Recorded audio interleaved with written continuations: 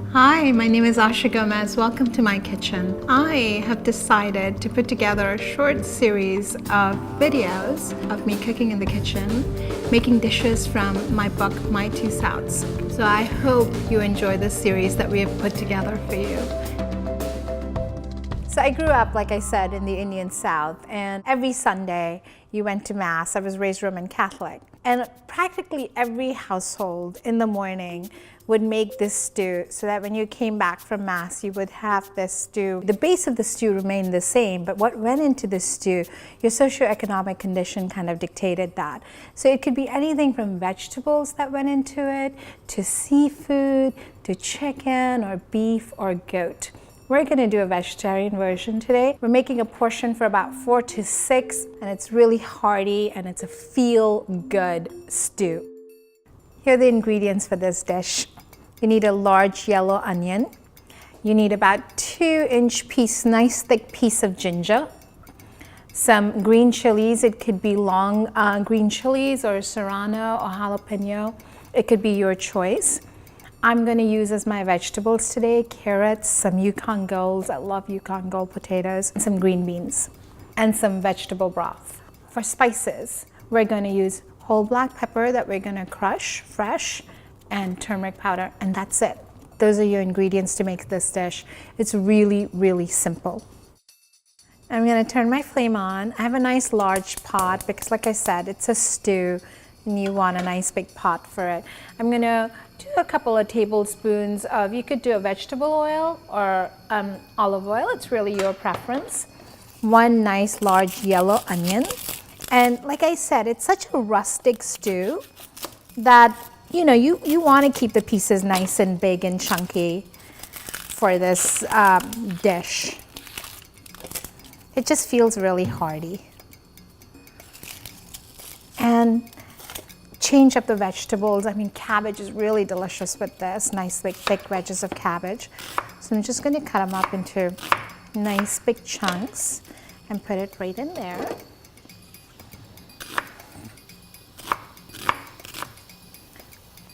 And then I have some ginger that I julienned into not very thin slices, slightly thick slices. The beauty of this dish is the ginger. I want to show you a trick with ginger. If you don't already know, make a really simple way to peel ginger. Take your ginger, take a spoon, and literally, look at that. You could peel this. People have such a tough time peeling ginger, but it comes right off. You don't even need a peeler. You see that? How easy was that? All of a sudden, peeling ginger is not so difficult anymore.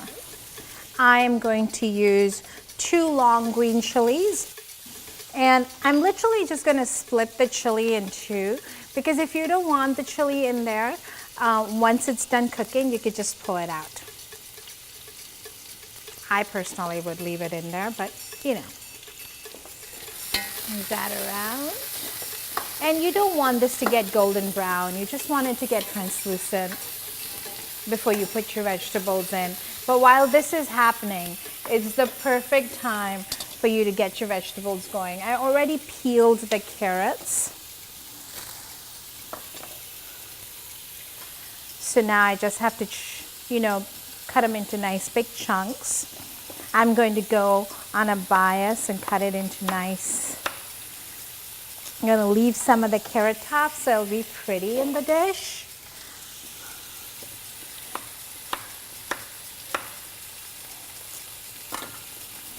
You know, food is so visual.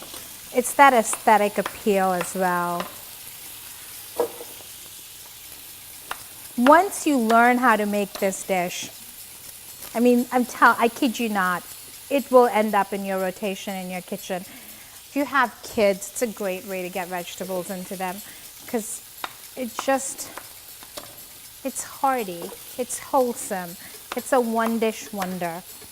And in my kitchen, you know, I'm a working mom, so for me, those one-dish wonders, they're everything. When I can get everything into my kid, some, you know, in one dish.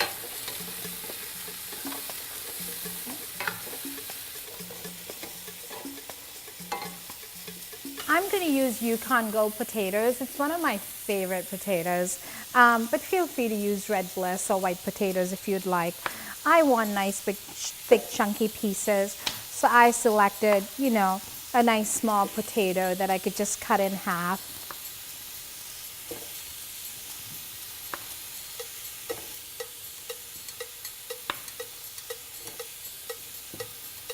I mean, you literally, this dish, prep and all, will probably take you less than 20-25 minutes to make. Look at how gorgeous that looks. Just the idea of, you know, these thick chunky pieces of vegetable going to be cooking in coconut milk and ginger.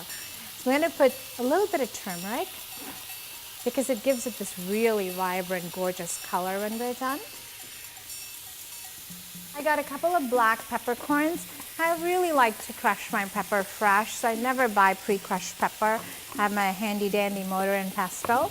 And I wanted to just a rough crush on it, because what I like when I eat this stew is that I bite into a piece of ginger or I bit into a piece of that black pepper, and every spoonful that I have ends up being so nuanced, and I get all these different flavor points.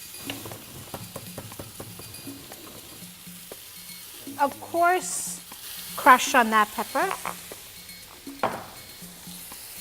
And that's it. That's all your ingredients as far as dry ingredients are concerned. And then at the end, I have a few green beans here. The carrots and the potatoes are going to take a little longer to cook, so I'm not going to add the green beans till the potatoes and the carrots are almost cooked. I have 2 quarts of a vegetable broth here.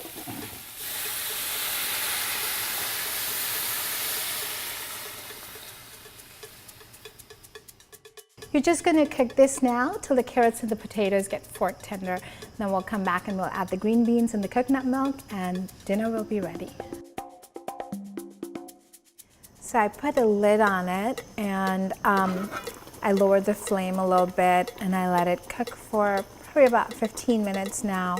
The potatoes are fork tender, the carrots are fork tender. I'm going to go ahead and drop my green beans in there. And you know, I literally just want the green beans I want them to have a really beautiful crunch, so I'm not going to cook it at all. I'm just going to drop it in there, and then I am going to add my coconut milk. So I have a can of coconut milk that's going to go right in there.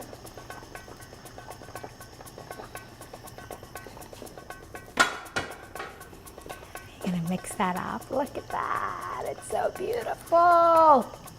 It'll curdle if you cook it for too long. So you literally just want that coconut milk to heat through, and dinner or lunch or brunch is served. Look at how gorgeous that stew is. I cannot wait to put a big spoon in there and have some. Serve it out into a nice big bowl. The best way to eat this is with some crusty day-old French bread, so you can sop up all that goodness. Let's see how it tastes.